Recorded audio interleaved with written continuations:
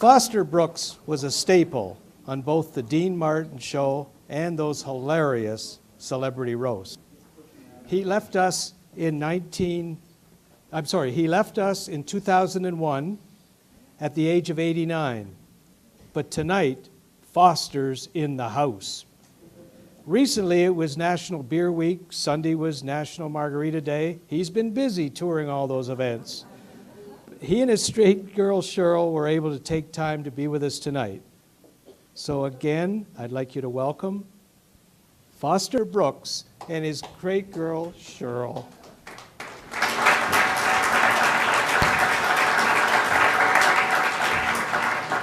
Hello, Foster. Hey, Shirl, how's it going there? Hey, Shirl, do you believe in the hereafter? Do I believe in the hereafter? Indeed, I do. Well, then you know what I'm hereafter.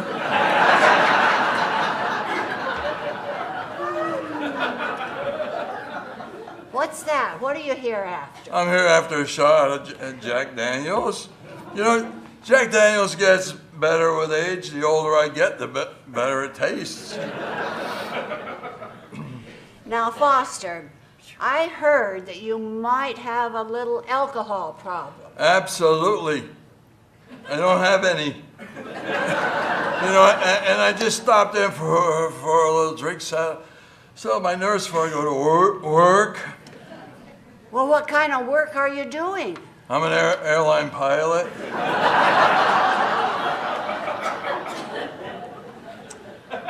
I thought you were a bus driver. Well, I was, but I had to quit. How come? Too many drunks on the road. Well, now that you're a pilot, have you had any close calls? Oh yeah. Oh. Especially since they moved the men's room to the back of the plane.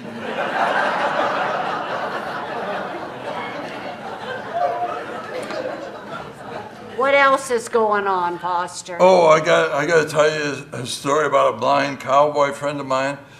He accidentally walked into an all-girl biker bar and ordered a shot of Jack Daniels. An all-girl biker bar. Yeah, and then after a bit he said, "Hey, bartender, you want to hear a blonde joke?" And the whole place went absolutely silent. And the woman on his right says, "Cowboy, I think there's 3 things you ought to know before you tell that joke. First of all, I'm a blonde and I have a black belt in karate. And second, the bartender's blonde, she's got a baseball bat. And the woman on your left is blonde and she's a professional wrestler. Now think about it for a minute, cowboy. You sure you want to tell that joke?" And my friend thought about it for a second. He said, "Nope, not if I've got to explain it 3 times."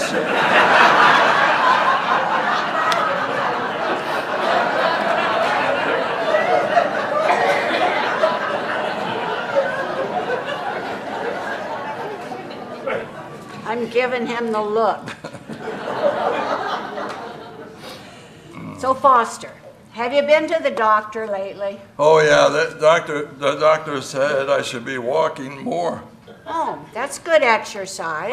I told him I'm happy to be walking anywhere in the condition that I'm in. You know, if you can't afford a doctor, you can go to the airport and get a free X-ray. And if you mention Al-Qaeda, you can get a free colonoscopy.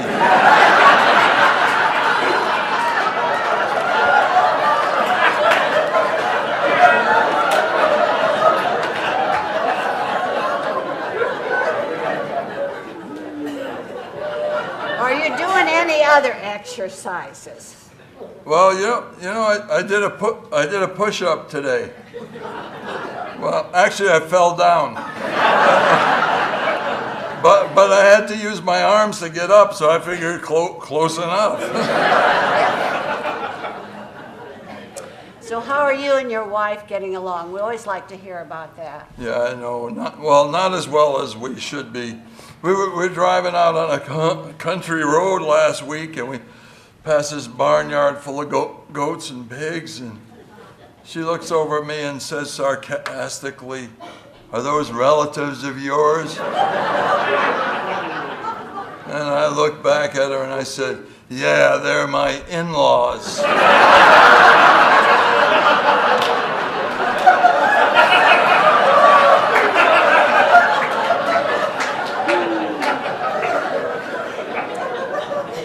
That was a good one, Foster. Yeah, but anyways, ever since then we've been giving each other the silent treatment. And I needed my wife to wake me up for an early morning business flight, so I didn't want to break the silence, so I wrote her a note, said, "Please wake me at 5 a.m." So anyway, the next morning I woke up, it was 9 o'clock, and I had missed my plane. So I was a little upset, so I went to look for it. I see the note on the pillow. It says, "Wake up, it's 5 a.m."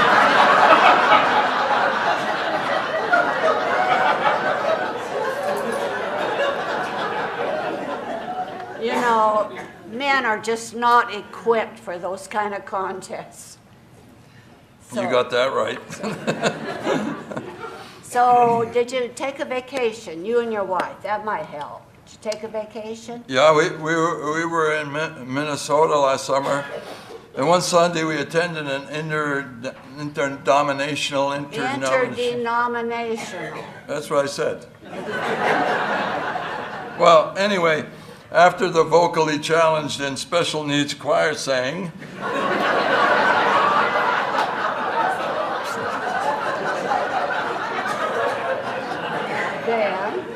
then the pastor decided to have some of the children stand up in an article of that represented their faith.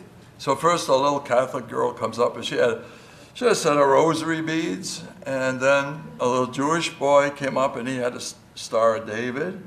And finally a little Lutheran girl came up, and do you know what she had? What did she show? A casserole.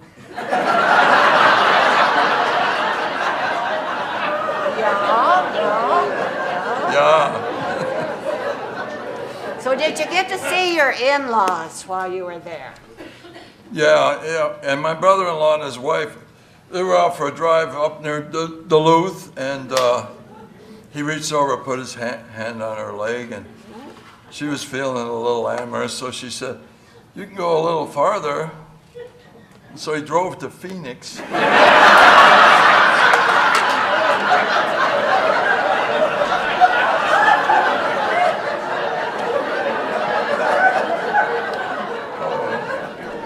I suppose that was your dumb brother. Yeah, this brother-in-law is a real redneck, you know. He thinks, in medical terms, he thinks that an outpatient is one that's keeled over and fainted. And he thinks that a bacteria is the rear entrance to the hospital cafeteria. Anything else you want to share with us tonight, Foster? Oh, yeah. And I don't repeat gossip, so I'm only going to say this once. Okay. The other night, my friend Don was just getting into the shower. His wife, Verna, was getting out, and the doorbell rang. And so Verna wrapped a towel around herself, and she went down. She answered the door, and it was the next door neighbor, Bob. And Bob looks at her and says, "I'll give you $800 if you drop that towel." Ooh. And so she thought about it and dropped the towel. So Bob looked at her for a second and gave her the $800, and he left. So Verna picked up the towel, wrapped herself back up, went back into the bathroom, and Don said, who was at the door?" And she said, "Well, it was Bob, the next door neighbor." Oh, and Don says, "That's great. Did he say anything about the $800 he owes me?"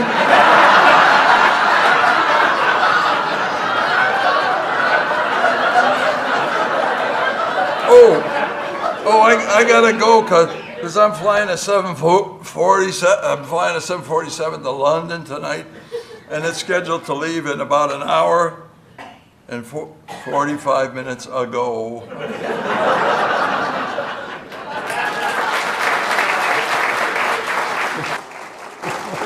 Excellent, excellent.